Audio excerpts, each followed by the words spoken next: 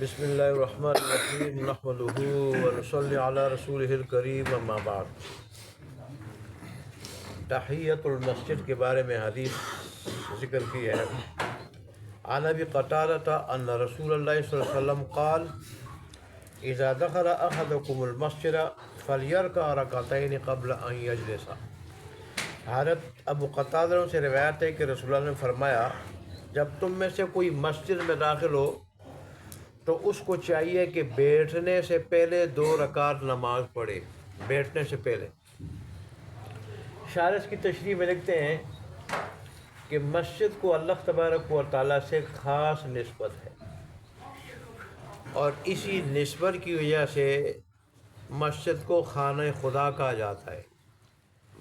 خدا کا گھر، اللہ تبارک و تعالیٰ کا گھر، تو اللہ تبارک و تعالیٰ کے گھر ہونے کی وجہ سے ظاہر ہے اس اللہ تبارک و تعالیٰ کے ہمارے اوپر بڑے حقوق ہیں، تو اس کے گھر ہونے کی وجہ سے اس مسجد کے بھی کچھ حقوق اور کچھ آداب ہیں، اور ان آداب میں سے مطلب یہ ہے کہ جب مسجد میں انسان داخل ہو تو بیٹھنے سے پہلے اس کو 2 رکعت نماز پڑھنی چاہیے۔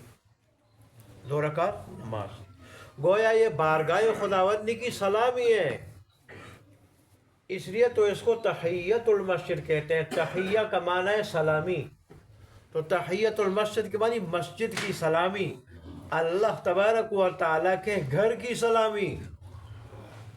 اور ظاہر ہے ہر ایک بادشاہ کی سلامی اور اس کے گھر کی سلامی ایک مخصوص انداز کی ہوتی ہے، تو ظاہر ہے اللہ بڑا عظیم ہے اور اس کا گھر بھی بڑا عظیم ہے، تو اس کی سلامی بھی اللہ تبارک و تعالیٰ نے ایک عظیم طریقے سے رکھی، جو بڑے ادب پہ مشتمل ہے، انتہائی تعظیم پہ مشتمل ہے، اور وہ کیا ہے؟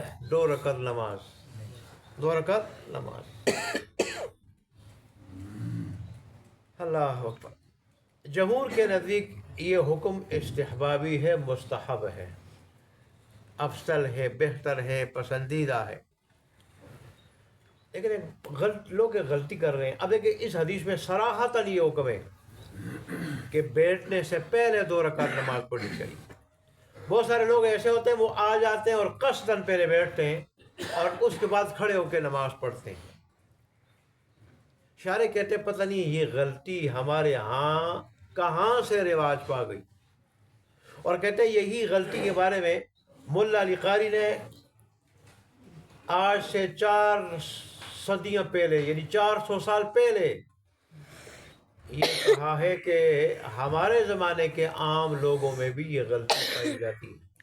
اب خدا جانے کس وقت سے غلطی آ گئی ہے۔ حکم تو یہ ہے اور صراحت کے ساتھ کہ بیٹھنے سے پہلے یہ 2 رکعت نماز پڑھی جائے، اللہ تبارک و تعالیٰ کے اس خانہ کو سلامی دی جائے بیٹھنے سے پہلے۔ لوگوں نے بیٹھ کے اس کے بعد جو ہے نا وہ پڑھتے ہیں۔ تو بہرحال اللہ تبارک و تعالیٰ ہمیں اس پہ عمل کرنے کی توفیق عطا فرمائے۔ اب اس سے اندازہ لگا لے کہ مسجد کتنی عظیم جگہ ہے، خانہ خدا ہے، تو اس کا ادب کتنا ہے کہ دیکھیں داخل ہو انسان تو سب سے پہلے نماز پڑھے۔ سب سے پہلے فرض بعد میں پڑھے گا، سنت موقدہ جو ہے نا وہ بعد میں پڑھے گا، لیکن فرض سے پہلے اور سنت موقدہ سے پہلے ابھی جمعات کا بھی وقت نہیں ہے، سب سے پہلے یہ 2 رکعت نماز پڑھے۔ اس لیے تو حدیث شریف میں آتا ہے کہ مسجد میں جب داخل ہو جاؤ تو بالکل ادب کے ساتھ، رب سے لرزتے ہوئے، ڈرتے ہوئے کہ کہیں اللہ تبارک و تعالیٰ کے گھر میں ہم آ گئے، کبھی بے ادبی نہ ہو جائے۔ اور اسی وجہ سے رسول نے فرمایا کہ مسجد میں دنیاوی باتیں کرنا نیکیوں کو اس طرح کھا جاتا ہے جس طرح جو ہے نا وہ آگ لکڑی کو یا دیمک لکڑی کو کھا جاتی ہے، اس طرح یہ نیکیوں کو کھا جاتا ہے دنیاوی باتیں کرنا۔ اور اس وجہ سے حکم ہے کہ مسجد میں آوازیں اونچی کرنی جائز نہیں ہے، لڑنا جھگڑنا، آوازیں اونچی کرنا۔ حدیث شریف میں یہ بھی آیا ہے کہ قرب قیامت میں مسجد میں موسیقی کی آواز آئے گی تو پہلے تو لوگوں کو سمجھ میں نہیں آتی تھی، لیکن جب سے موبائل آیا ہے یہ بات سمجھ میں آئی ہے کہ واقعی اب مسجد میں موسیقی کی آوازیں بھی آتی ہیں۔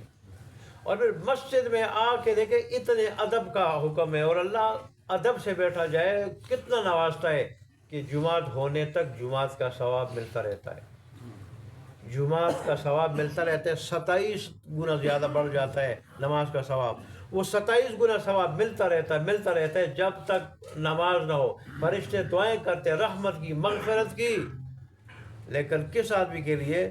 جو آداب اور شرائط کا خیال رکھے، آداب اور شرائط کا خیال رکھے۔ وہ اگر ادب کے خلاف کوئی بات کرے تو اسے تو نیکیاں جو ہے نا وہ ختم ہو جاتی ہیں۔